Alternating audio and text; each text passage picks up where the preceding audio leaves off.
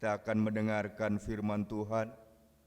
Mari terlebih dahulu kita merendahkan hati, memohon Roh Kudus memimpin kita berdoa.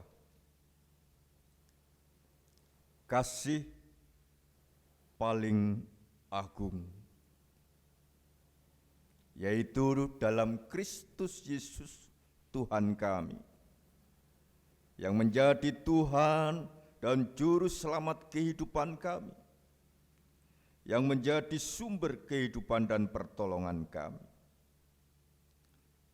Di kesejukan pagi ini ya Tuhan, kami jemaat Tuhan GKJ Beringin, khususnya tempat ibadah Karanglo, mengucap syukur atas kehidupan yang Tuhan anugerahkan. Mengucap syukur atas peristiwa demi peristiwa yang Tuhan izinkan terjadi dalam kehidupan kami. Baik yang membuat kami bahagia, baik yang membuat kami susah, baik yang membuat kami sakit, baik yang membuat kami sehat. Kami imani Tuhan tidak pernah sekalipun meninggalkan kami. Apapun yang kami alami, Tuhan hadir. Terbukti pagi ini, atas berkenan Tuhan, kami bisa bersekutu di tempat ibadah, di tengah-tengah situasi yang serba terbatas, karena harus melaksanakan protokol kesehatan. Kami boleh memuji dan mengagungkan Tuhan lewat puji-pujian dan rasa syukur kami.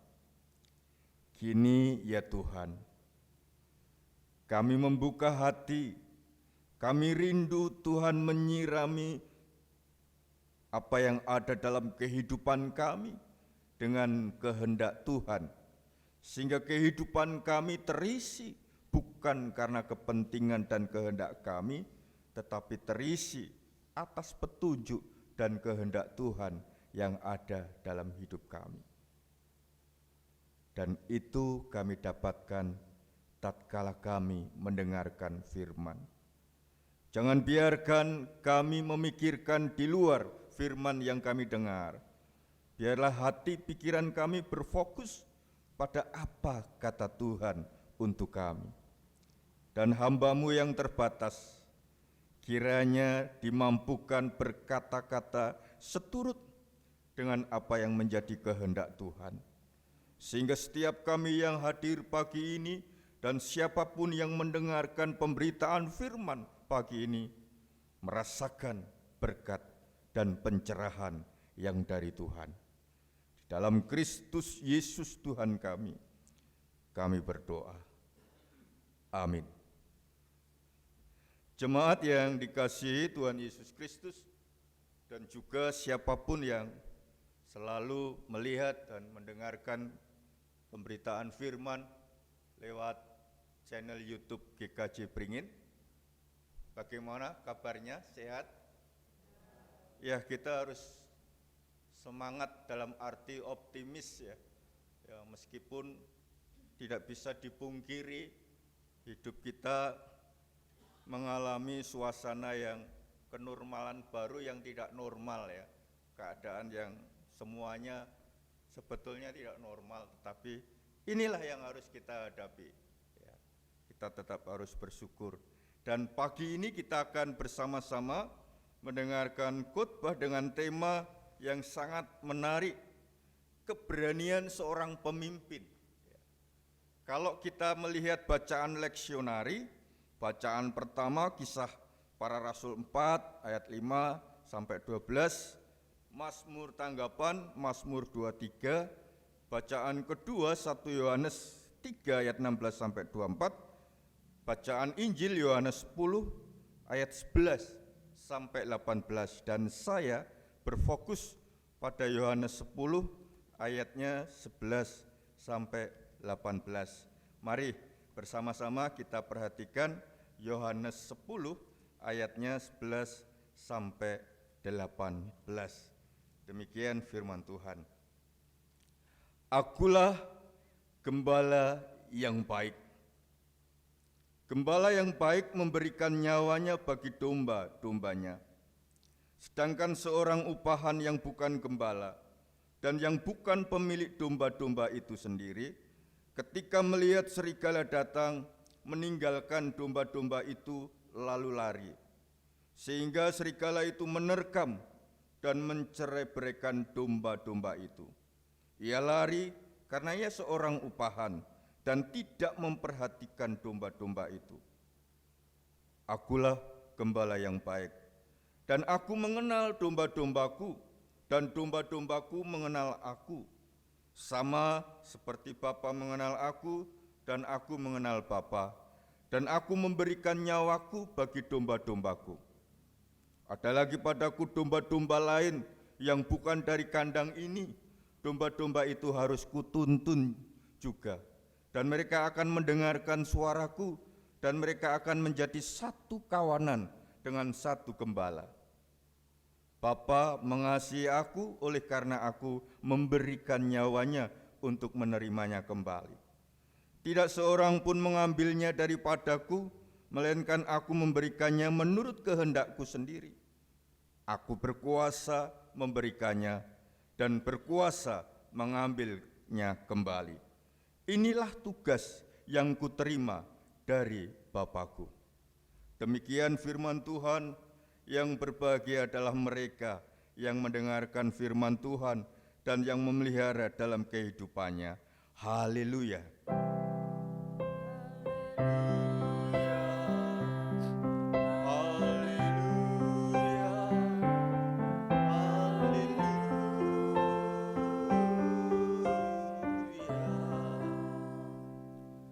Keberanian seorang pemimpin. Kalau dilihat tema ini, didengar tema ini sekilas tidak menarik. Mungkin dalam benak, dalam batin Bapak Ibu dan para pendengar, aku tuh pemimpin, urusannya pemimpin. Nah, masalahnya seringkali kita salah menerjemahkan arti pemimpin. Kebanyakan orang menerjemahkan arti pemimpin sebatas hierarki struktural.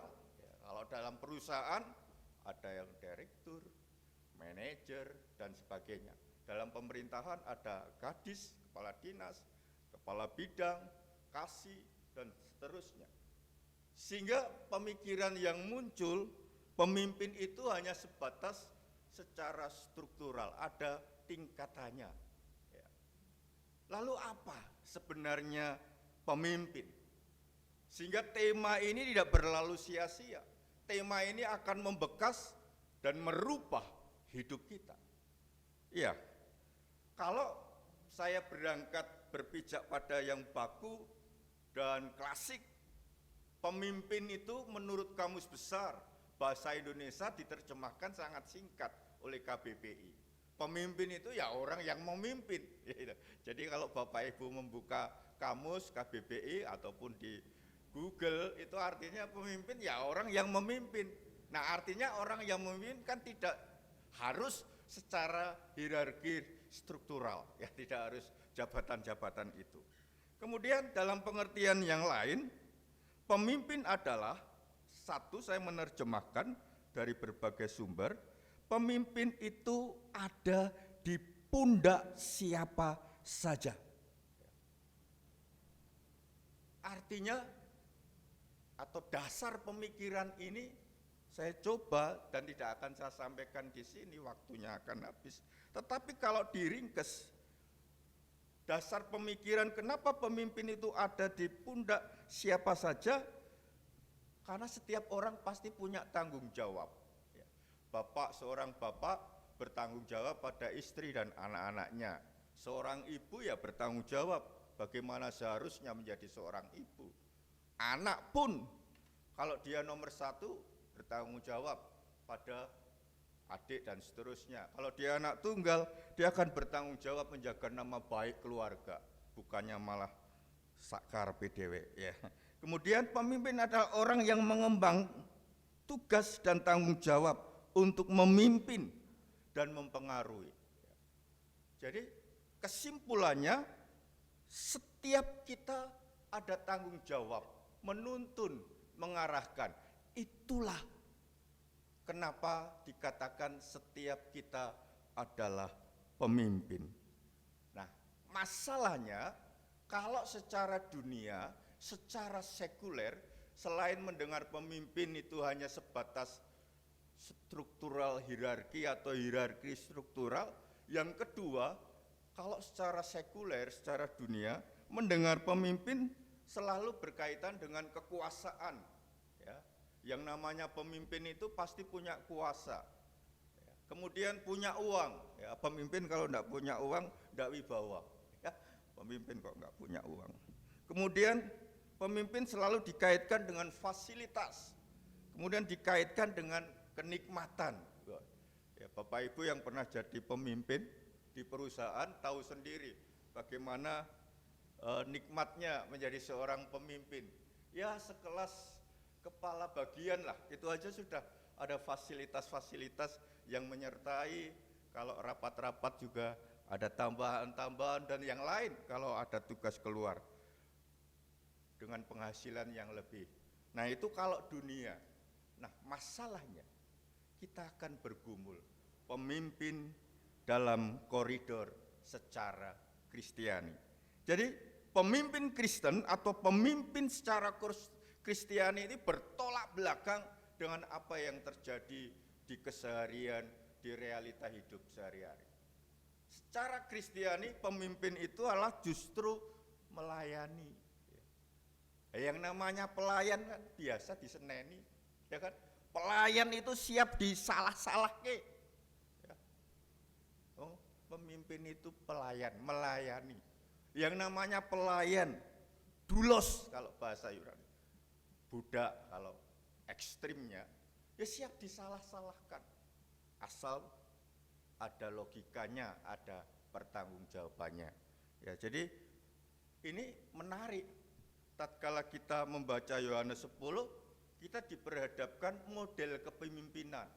Ya. Secara dunia kita melihat gaya kepemimpinan yang otoriter. Otoriter itu ya harus nurut, kalau tidak nurut saya hukum. Ada yang gaya kepemimpinan demokratis, ya, selalu menghargai pendapat orang lain. Tidak pokoknya, tidak. Ya, kalau orang sudah pokoknya itu tidak akan maju hidupnya dan tidak akan bahagia. Ya, karena dolannya kurang adoh. Orang yang mainnya kurang jauh itu dunianya sempit. Dunia sempit itu dia melihat bahwa pendapatnya paling benar. Ya, semakin kita banyak bergaul, semakin kita banyak membaca, mau mendengar apa kata pihak lain. Ya, mau diarahkan. Kalau tidak mau diarahkan itu gambaran dunianya sempit. Nah, itu yang terjadi. Tatkala di zaman kehidupan Yesus, kepemimpinan yang terjadi adalah otoriter. Ya, kalau salah dihukum, kalau berbeda dihukum, dan Yesus tampil dengan gaya yang berbeda. Dia menggambarkan pemimpin itu seperti gembala. Dia katakan begini, akulah gembala yang baik di tengah-tengah para pemimpin yang otoriter. Jadi metafora, gambaran Yesus seorang gembala, ini yang akan kita bawa pulang. Yang pertama, ia memberikan nyawanya bagi domba-dombanya. Kalau pemimpin tidak mau berkorban, tidak usah jadi pemimpin. Pemimpin itu harus siap berkorban. Korban perasaan, itu kalau perasaan. Korban uang kalau itu uang, korban materi kalau itu materi. Ya kalau ada pemimpin yang seumur-umur tidak pernah berkorban, ya dia mencari nafkah di situ. Nah siapa?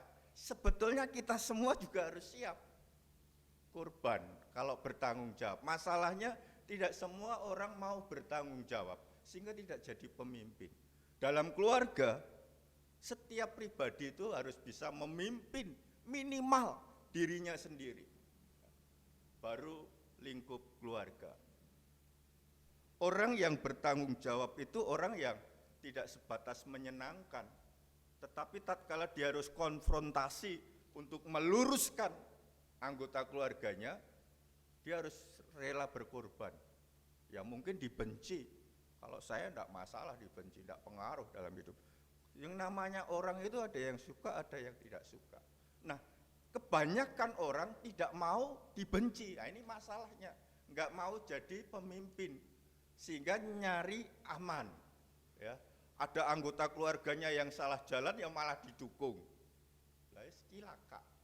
Ada anggota kelompoknya yang salah jalan, ya dibiarkan. Sing penting orang ganggu aku. Lah ini kan model-model kehidupan yang hanya cari aman. Dan Yesus katakan rela mengorbankan nyawanya. Seberat-beratnya kita hidup tidak sampai titik mengorbankan nyawa. Paling perasaan atau materi. Siap Bapak Ibu korban perasaan dan materi? Kok senyumnya berat? Saya mau tanya, siap korban perasaan dan materi? Pulang jam 10. Ya, kita itu maunya aman, maunya diberkati. Hidup tidak seperti itu. Hidup itu ada dinamikanya, ya. Ada saatnya kita dimarahi orang, ya. Ada saatnya kita kebalik marahi orang. Itu dinamika. Dalam koridor meluruskan, ya, bukan koridor mengumbar hawa nafsu, ya. Karena kita ini pemimpin. Nah, seorang bapak kalau tidak pernah menegur anaknya, kebangetan. Ya, bagi bapak-bapak yang ini, ibu-ibu yang punya suami tidak pernah negur anaknya, ditegur ya. Jane kowe mimpin orang gitu ya. Seorang imam ya. Kemudian dia katakan dalam bahasa yang sederhana, dia mengenal domba-dombanya. Ya.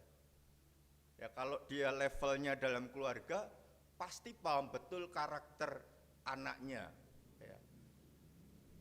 Saya yakin Bapak Ibu yang sudah punya anak lebih di atas 10 tahun, tahu betul kalau anaknya yang nomor 1 marah seperti apa. Minimal pertama apal betul kalau pasangannya sedang marah. Benar enggak?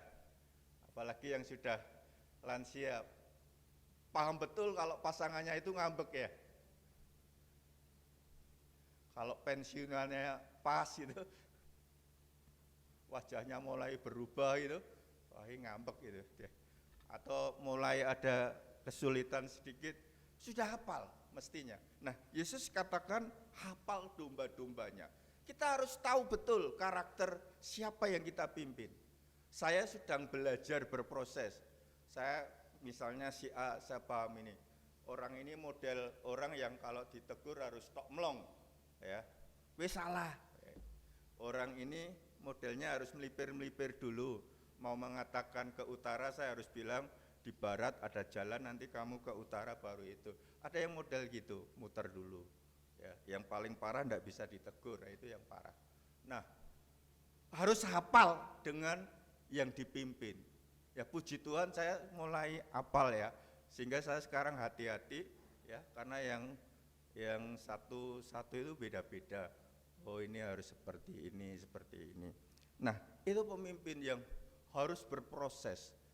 Dalam keluarga pun juga, sehingga tatkala menyimak tema khotbah ini, keberanian seorang pemimpin, kesimpulannya kita dipanggil ya meneladani apa yang Yesus lakukan. Selain dia baik, indikasi baik itu dia rela memberikan nyawanya, bicara tentang tanggung jawab dan pengorbanan. Kemudian mengenal yang dipimpin, bicara domba-domba kata Yesus, dan mau mengarahkan. Ya. Jadi ini pemuda-pemudi kalau sampai salah jalan, orang tuanya tidak mengarahkan, perlu protes, dipertanyakan. Loh saya salah kok tidak diarahkan. Ya. Kalau mau meneladani kepemimpinan Yesus, anak yang salah mesti harus diarahkan. Kamu salah, ya, karena harus seperti di Mazmur 23 nanti dibaca. Ia membimbing, ya, ke air yang tenang. Ia menyegarkan jiwaku. Dia memberikan sesuatu yang benar, ya kan? Pemimpin itu tidak hanya menyenangkan yang dipimpin, tapi juga berani resiko tatkala mengarahkan, tatkala membimbing, kemudian outputnya justru atau inputnya tidak baik pada kita, tidak apa-apa. Tapi menjadi parah kalau kita tidak mengarahkan dan membimbing. Gelap, ya, orang buta menuntun orang buta. Lah cilaka kalau kehidupan seperti itu. Nah, pagi ini kita diingatkan sebagai pribadi kita ini pemimpin, tidak hanya orang-orang yang berjabatan. Minimal diri sendiri, keluarga, lingkup gereja, dan kita bertanggung jawab. Jangan menjadi pribadi yang luweh-luweh. Ya, ini kecenderungan zaman sekarang cuek. Anak mau apapun cuek. Jemaat mau apapun cuek. Yang penting aku ke gereja, yang penting tidak nyenggol aku. Lah, cilaka. Kondisi-kondisi ini yang membuat tidak bertumbuh dalam kehidupan iman. Jadi kalau dalam kehidupan keluarga, sebagai anak ditegur itu ya wajar, orang tua ditegur juga wajar. Sekarang zamannya tidak orang tua harus benar, kadang orang tua itu salah, benar enggak? Siapa yang setuju? Nah, kalau ditegur anak, jangan terus kowe iki ngerti apa, enggak, konteks zamannya beda. Ya. Dalam gereja pun juga harus siap, kalau yang menegur itu lebih muda, mungkin kondisi zaman sudah beda, ya kan? Ya. Sehingga diarahkan. Nah, ndonga aja suwe-suwe nganti padha ngantuk, ya. Marah terus ndak ikut PA gitu. Kalau zaman dulu kan seneng ya orang berdoa berlama-lama, diberi masukan, tuan rumahnya sudah ngantuk, marah. Dalam keluarga juga begitu. Jadi, mari keteladanan Yesus memimpin gaya kepemimpinan gembala ini kita adopsi, kita contoh, kita jadikan gaya hidup siapapun kita, baik yang dalam status hierarki jabatan maupun dalam kehidupan keluarga. Setiap kita adalah pemimpin, dan jangan lupa setiap kita juga bertanggung jawab pada orang yang dipimpin. Selamat merenungkan, Tuhan memberkati. Amin. Saat teduh bagi kita.